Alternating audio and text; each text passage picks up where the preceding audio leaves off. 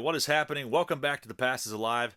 Thank you for joining me for another episode of the Weekend Recap, the series that I do every Sunday night where I showcase the things that I brought home with me from flea markets and antique malls. And this weekend I didn't really go to a whole lot of places, but I still managed to muster some baseball cards and some wax boxes, and we're going to open a pack at the end that's pretty hot right now, so stick around for that. But I'm going to start off with the cards that I picked up yesterday at a place that I've been to before, but it's been a while. It's actually in a dead mall in Connellsville, Pennsylvania. It's called Laurel Mall. It's been converted into a flea market. There's actually a card shop located inside of there called Remember When. The guy's super cool.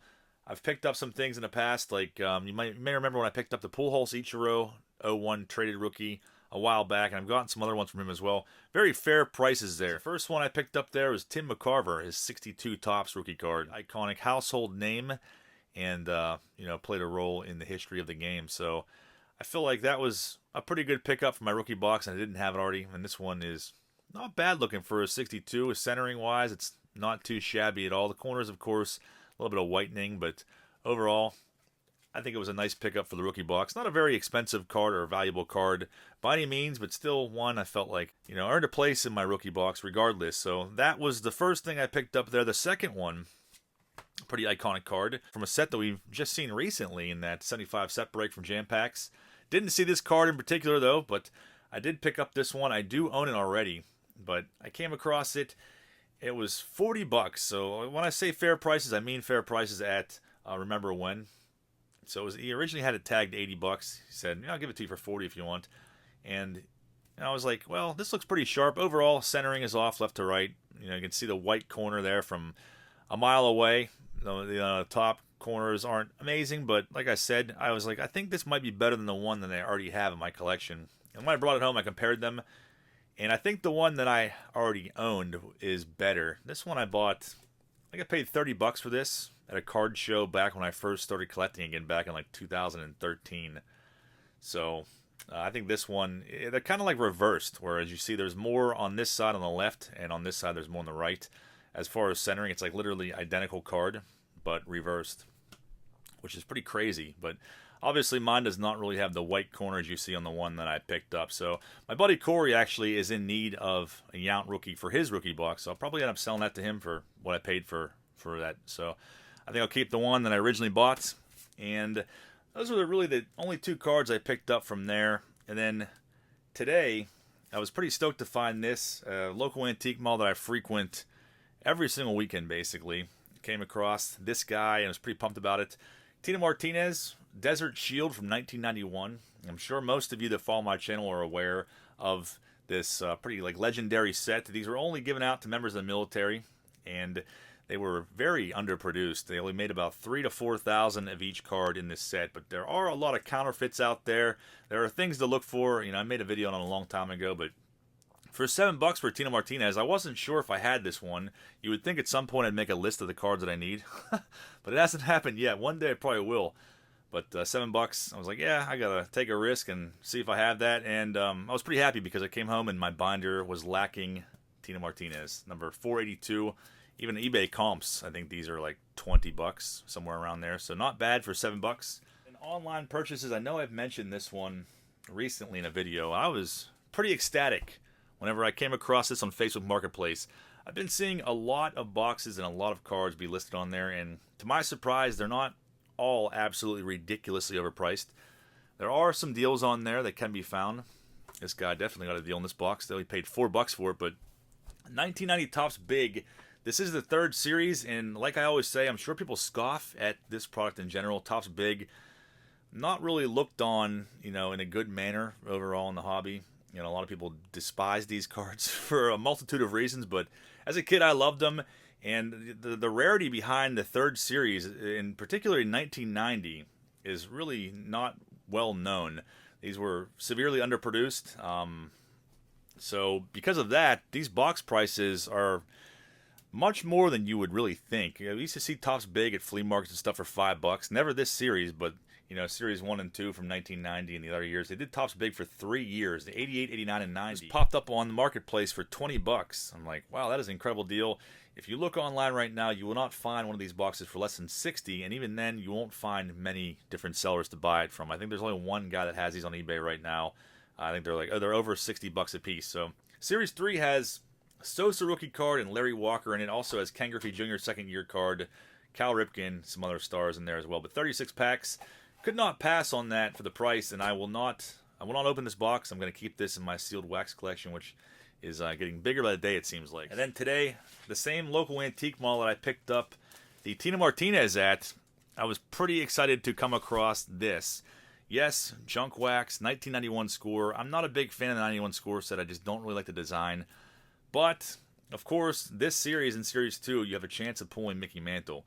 You have a better chance of being struck by lightning and all kinds of other things you can do of pulling that card, but there's still a very minute chance.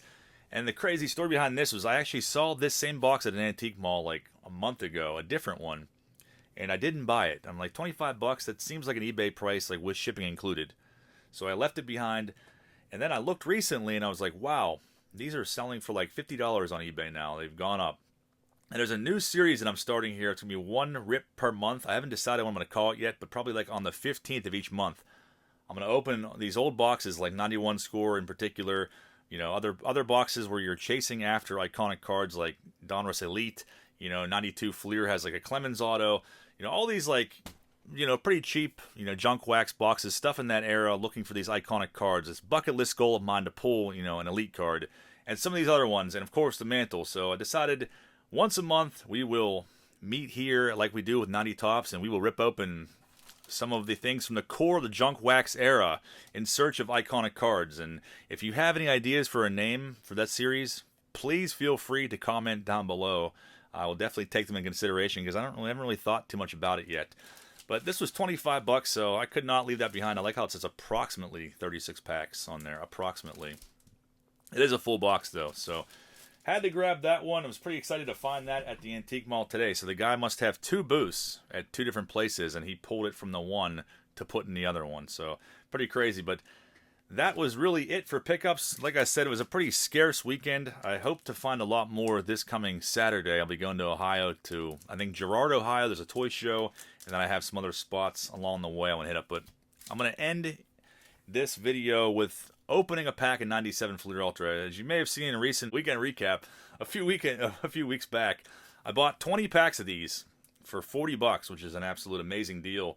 Obviously, I want to track down the gold medallion Ortiz. I have the regular Ortiz rookie from this set. I want to try my luck on this pack and see how bad they're bricked up. When I bought these, the place I bought them from, the guy did not really believe me that these brick up, have a tendency to brick up and stick together, so he cracked them beforehand.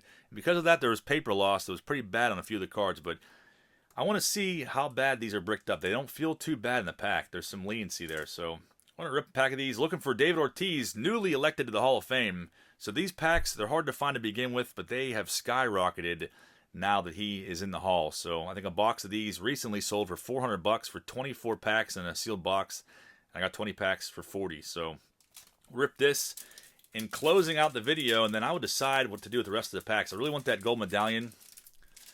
It seems like it's about $150 to $200 now raw, so maybe we can pack pull it. Obviously, I'd much rather pack pull it than anything else. Kilvio Veras leads off. Let's hope that they're not stuck together. If they're not all stuck together and bricked up, then I might have to rip all of them for a video at some point. Randall Simon, I love this design, though. This is like my favorite year of Ultra, I feel like. But as you can see here, the last several cards are nice and loose, and the first half or more are stuck together. So right there we have an Andy Pettitte insert card. That's pretty awesome, though. One that I can't say that I have ever seen. That's a nice looking card, and it's embossed as well. Andy Pettitte. Nice surprise there. Let's see. Dave Burba, next one in. See how bad this paper loss is. It doesn't really look like it's going to be too bad. Dave Burba, nothing there. Dante Powell. You got to be very careful. Sometimes breaking out the hairdryer comes in handy. We have a little bit on Brian McRae, but Damon Buford and Dante Powell has a little bit of speckles there. So it is tough to find the Ortiz without paper loss.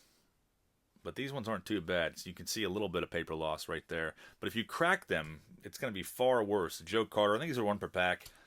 Ricky Vitalico, and I don't know if we're going to find the Ortiz. It doesn't really look like it. Mark Leiter, you can see that one's far worse with the speckles. Chad Curtis, Kilvio Veras.